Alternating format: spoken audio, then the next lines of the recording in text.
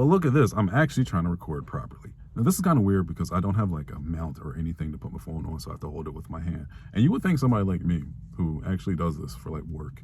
I have a Canon 5D Mark IV, I have a Panasonic G85, I have a Xeon Crane gimbal, I have a Rode VideoMic Pro. I actually have a rig for my gimbal so I can have my monitor off to the side and everything, and I actually need to get a handle now because the entire setup is getting a little too heavy with the Panasonic G85 because I use that as for the recording camera, and the 5D Mark IV I use for straight photography and everything. I have a whole setup. And then when it comes to this iPhone, I don't even have anything like to mount it in. Heck, I suck at it so bad, I continuously look over here so then my eyes keep going off that way, even though I'm supposed to be looking like right over here at this small little camera. Yeah, terrible. Well, another one of those cases of great behind the camera, terrible in front of it. But anyways, to the topic. Did it again. Oh my God, this is... So for this topic, it's about family and how family can really be your biggest enemy, right? I've seen it. I've seen or heard it all from the topic that rhymes with grape and Severus Snape. Definitely not saying that within the first few minutes. Domestic assault, domestic abuse, narcissism, manipulation, emotional manipulation, physical abuse, grooming. Like, I have all the stories.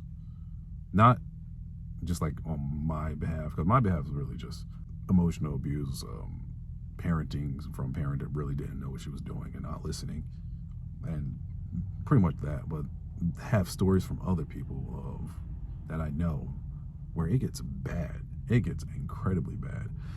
In fact, it gets so bad that it's the reason why I'm very suspicious when I'm around people who say, I'm God first and family oriented. Like if I'm on Bumble or Tinder or something and I see that, oh, that's an immediate swipe left. I don't trust you. I don't trust you at all. And maybe some of that's because, I am very adversive to people and family because of the things I've been through and the things I've heard.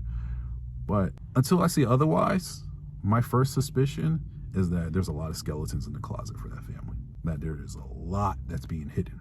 That's not said. They try to sweep it under the rug. Sometimes it's not even skeletons in the closet. Sometimes the skeletons are the whole damn house. You know what I'm saying? Like my best friend, and hopefully we could talk about this when we get everything up and going, right? I can't even go into his family's house just because the energy's that bad. He's cool with it. We have a great relationship to where we communicate with things, and his parents know it now too. Once again, this is hopefully something we could talk about it, but they know I don't talk to them. I don't do anything. I don't engage with them because they burned a bridge with me badly, and I'm one of those people. Like once you burn a bridge, it's over with, right? Just done.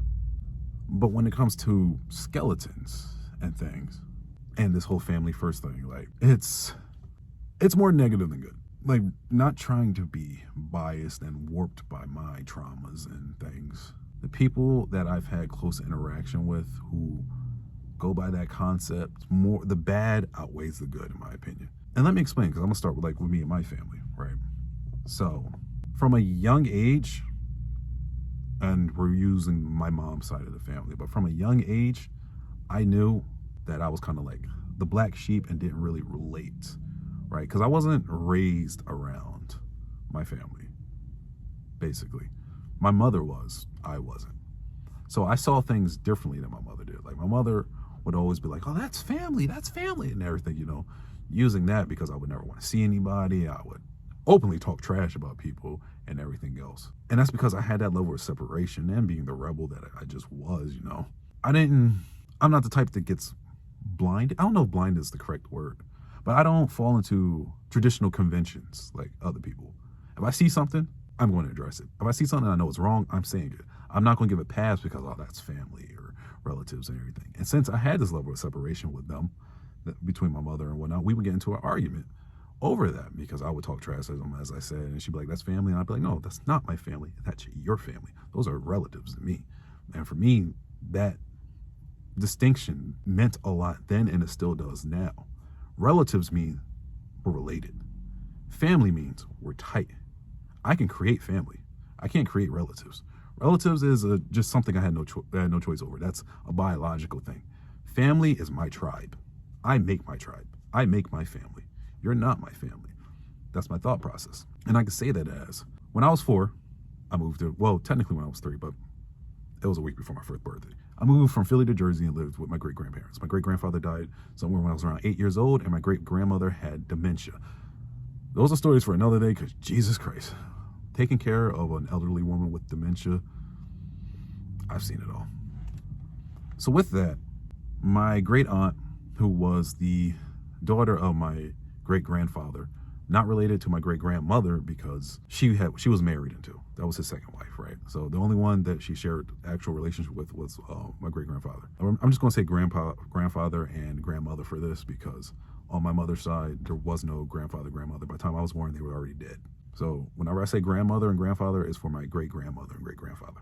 So with that, my great aunt would be over and she would help take care of my grandmother. And we would help with everything too.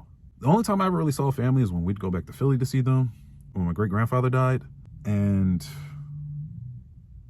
when they would think Thanksgiving, when they would think my aunt was having Thanksgiving at the house we were at, because like I said, she would come over. She pretty much lived there, but she has her house in Philly too.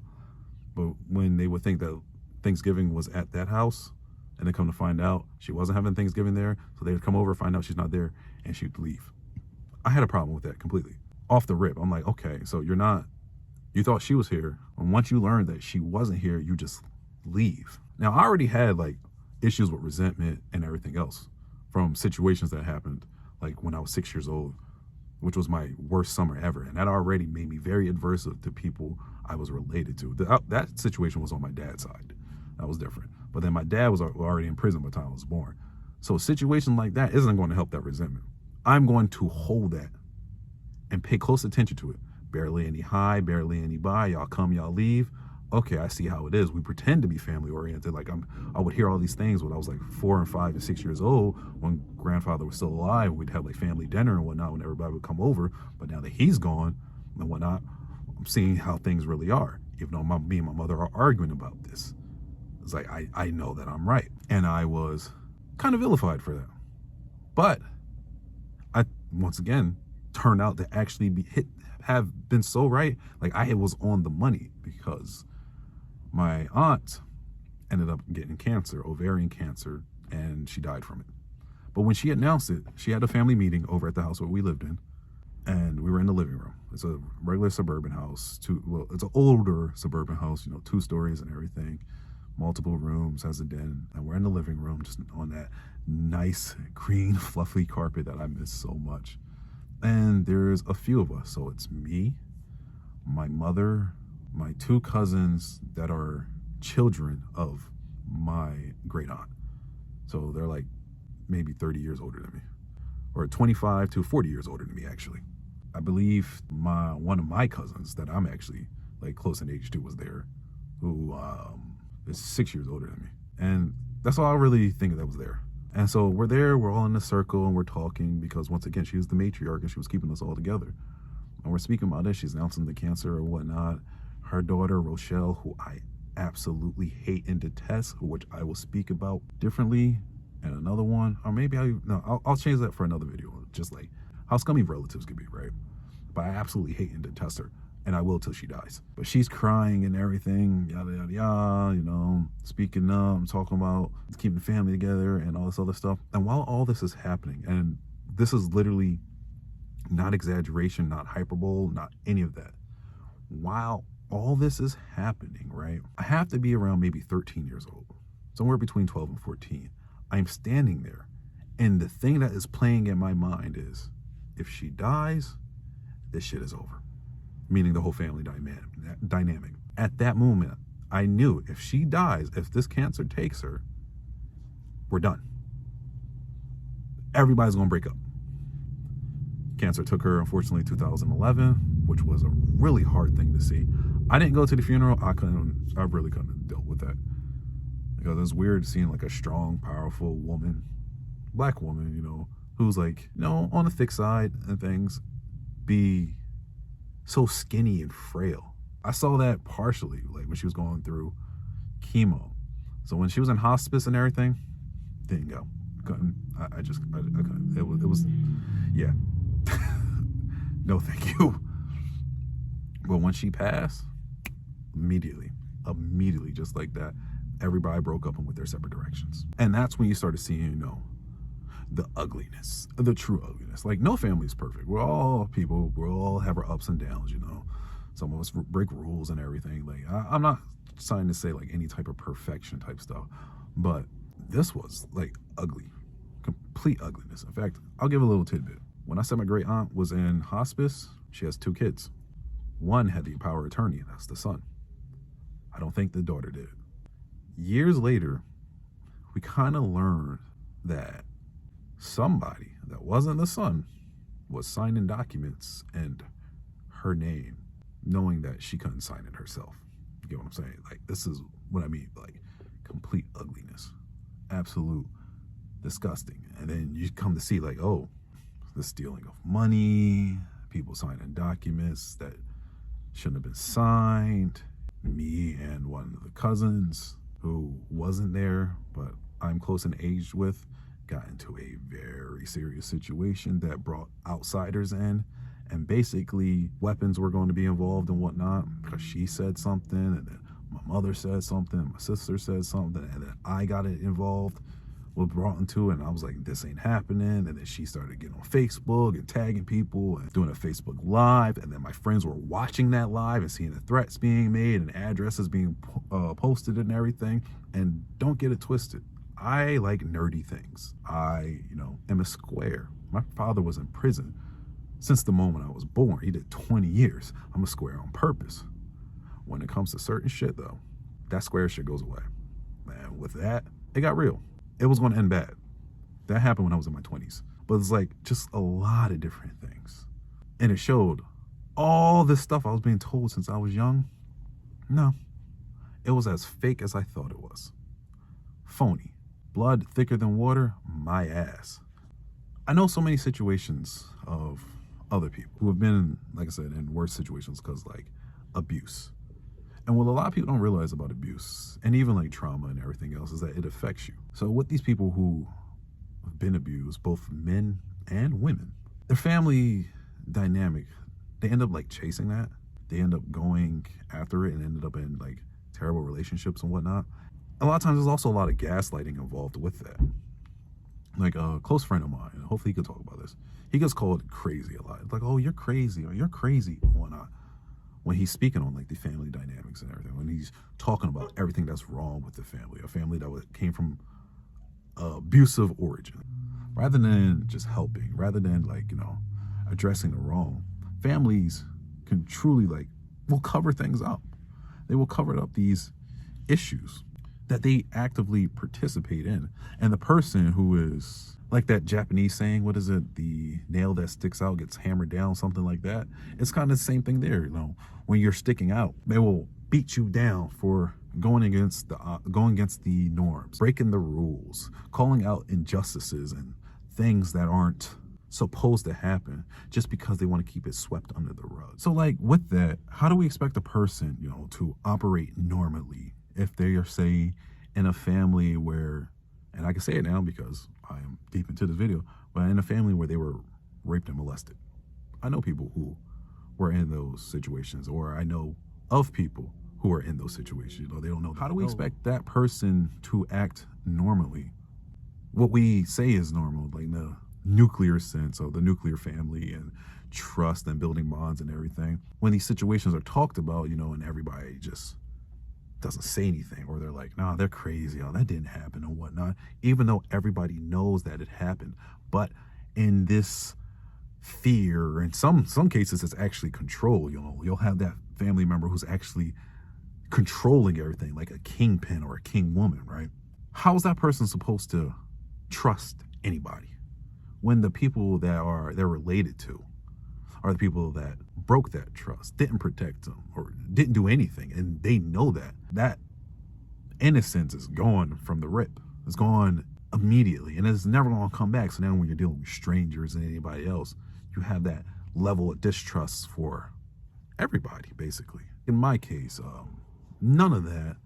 My issue would be my mother would break promises and stuff. Well, she had lost my trust and everything early as a child because of just things she would say to me. Because as a kid, my eyes were open very young. Don't know why, I just was. And I was aware of certain things. And I would address them, be told to mind my business and everything else, right? So even though she's not, I don't want to make her sound like the worst person in the world, because she's not. But it's because of those things. I took them to heart as a kid. And those things would compound on with other stuff, especially when I would get older and, I'm told like, oh, I'm sorry. I'm sorry for doing this, shouldn't have done that, blah, blah, blah. I think we should repair our relationship. We'll make a deal or something, a deal that her as the parent, she would initiate, and then I'd hold my end as the kid, and then she would break that deal.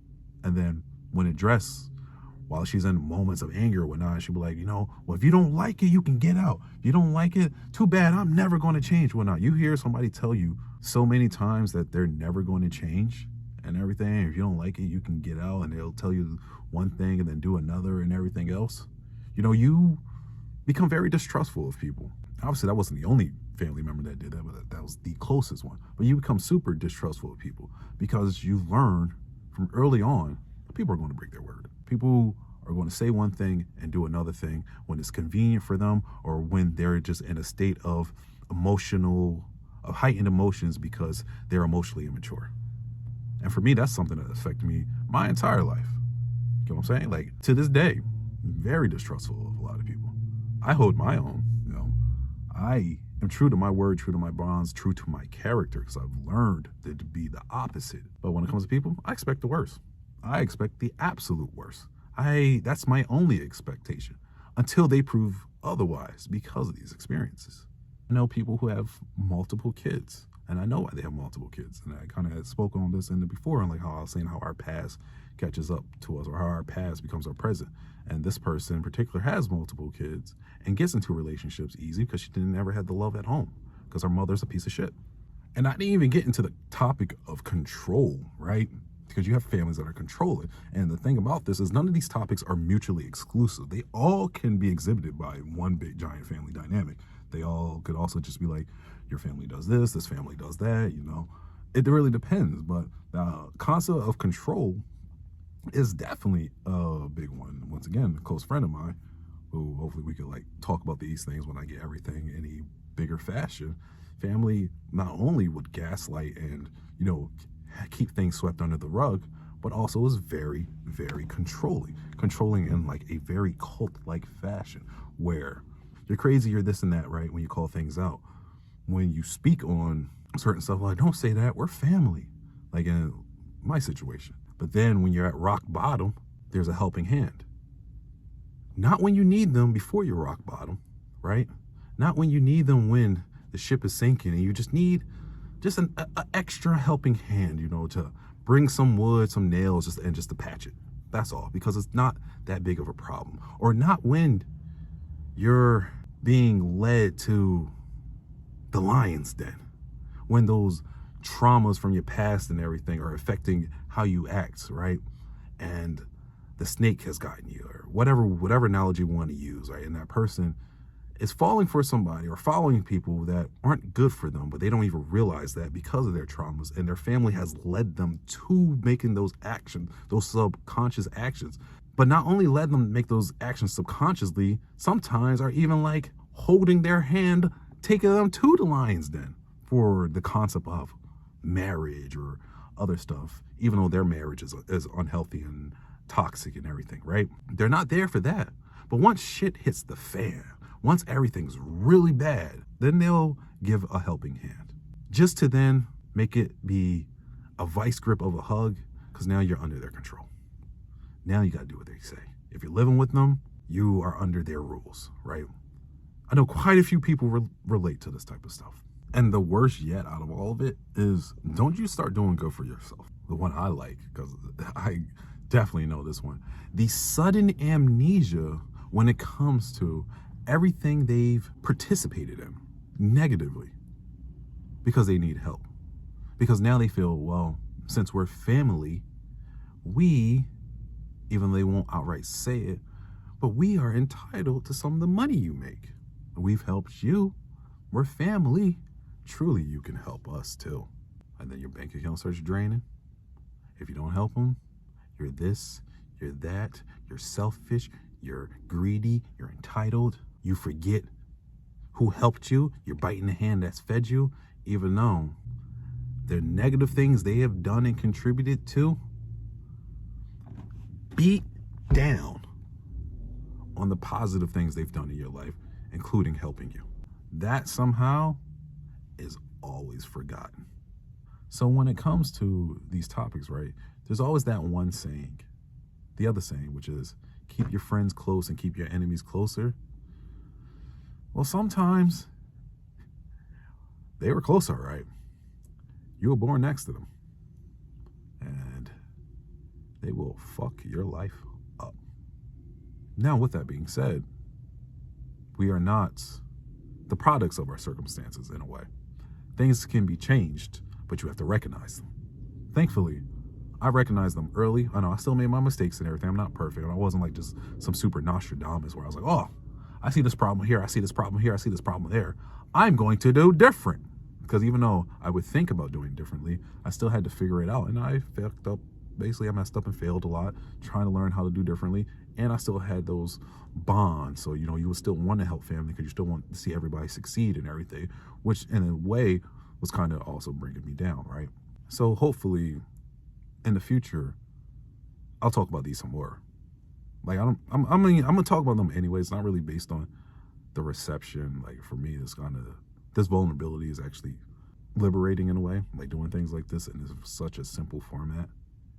But even with that, like, one topic which I will eventually make a video on, I just gotta figure out how I'm going to format it, because I think of my thoughts first before I hit record. And it's the worst summer I ever had, because like I said, all this stuff starts somewhere. And even though my father was in prison since before I came out the womb, I'm sure some of it comes there, visiting Graterford SCI when it existed as a baby and a toddler and everything else, and not having dad in my life in the traditional way. And he's a good dude. Like, me and my dad have a great relationship. We talk all the time and whatnot. But the summer when I was 6 was the worst summer I ever had. To basically give a synopsis of it, a lot of yelling, whoopings, other stuff. I wasn't molested. I can't even say I wasn't abused. Definitely abused. But 2 key incidents happened that summer. One, I got hit by a car because of my cousins, and then I got a beating by the parents of my cousins. So got hit by a car and then got whooping for hit by a car, just like how they also got beat for causing me to get hit by a car. And the second thing was I basically got waterboarded by my cousins. And I don't exaggerate when I say the waterboarding. Like, I mean, they didn't realize it was called waterboarding. I got waterboarded. And that shit, like, I think about it every day. It sticks with me every day. And it basically, that situation and the immediate aftermath pretty much told me, like, in my head, right then and there, I'm on my own.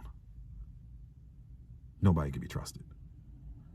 And then that kind of just compounded with life and events with people and everything, right? So hopefully, can talk about these things more and whatnot. And I don't just share them just to be vulnerable or anything, but I also share these in hopes that, like, other people can relate and get something from it. Like, I'm still learning how to really do all this properly and everything. Trying to get the rambling out of the way. I cut a lot and whatnot. But the whole purpose of, like, what I want all this is have conversations on mental health and things, right? To be somebody, be like, hey, we could talk about these things. Because I talk about these things in my personal life. I talk about them a lot amongst people and whatnot. But I also want to, like, talk about them here. And I will aim to go beyond this and speak on media and other stuff, right? But right now, what I really want to do, if there are people that, like, watch these all the way through, to talk about things that I know somebody out there relates to. I just know it. Because that story that I talk about, the waterboarding thing, I did not speak about that until I was 19 or 20.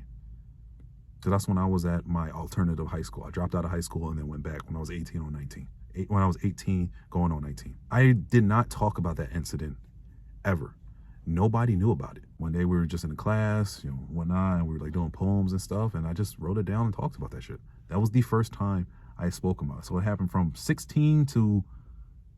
the age of 6 to 19, it was unspoken. I knew it happened, but I didn't speak on it. It was just whatever. Like maybe I brought it up once or twice on like an internet chat room or whatnot, but in person, nobody that knew me knew about that shit until then. And then later, I would make a Facebook post talking about it when I was like 23 or 24. And that's when my sister and mother found out about it because they didn't know. So just things like that, I hope to make it that other people can see like, hey, he's talking about this stuff, you know. We can speak on these things. We can normalize it and stop keeping this stuff like behind closed doors, and hopefully it goes somewhere and then continue to build off of that. But yeah, that's it, and I'll see y'all in the next video.